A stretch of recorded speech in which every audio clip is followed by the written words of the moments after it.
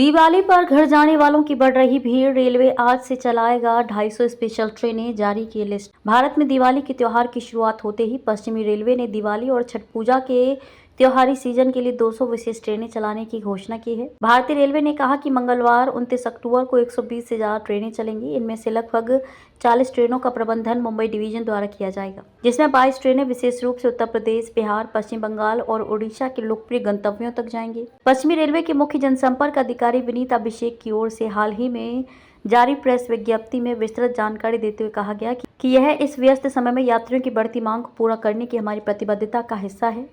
उन्होंने कहा कि हम अपने वरिष्ठ अधिकारियों द्वारा समन्वित मंडल और मुख्यालय दोनों स्तरों से इन अतिरिक्त सेवाओं की बारीकी से निगरानी कर रहे हैं तथा ट्रेनों की प्रतीक्षा सूची पर प्रतिदिन वास्तविक समय में जांच कर रहे हैं।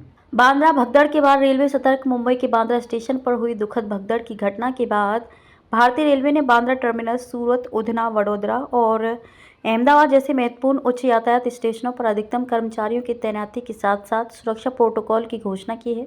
Mumbai central, Dadar, Bandra terminus, Borivali, Vasai road, Vapi, Valsad, Udhna और सूरत सहित मुंबई डिवीजन के प्रमुख स्टेशनों पर 8 नवंबर 2024 तक प्लेटफॉर्म की बिक्री अस्थायी रूप से प्रतिबंधित कर दी गई है। इस उपाय का उद्देश्य भीड़ को नियंत्रित करना और स्टेशन क्षेत्रों के भीतर सुचारू आवाजाही को सुविधाजनक बनाना है। प्रमुख रेलवे स्टेशनों पर भीड़ का प्रबंधन। विनीत अभिषेक ने इस बात पर जोर दिया कि पश्चिमी रेलवे ने इन स्टेशनों पर भीड़ को कुशलतापूर्वक प्रबंधित करने के लिए सक्रिय कदम उठाए हैं। बांद्रा टर्मिनस पर ईस्ट सर्कुलेटिंग एरिया में 370 वर्ग मीटर का एक विशाल होल्डिंग एरिया बनाया गया है, जिसमें 700 यात्री बैठ सकते हैं। पर्याप्त रोशनी, पंखे, पानी के फव्वारे और शौचालयों से सुसज्जित इस क्षेत्र में यात्रियों को ट्रेन के शेड्यूल के बारे में अपडेट रखने के लिए एक सार्वजनिक घोषणा प्रणाली भी है।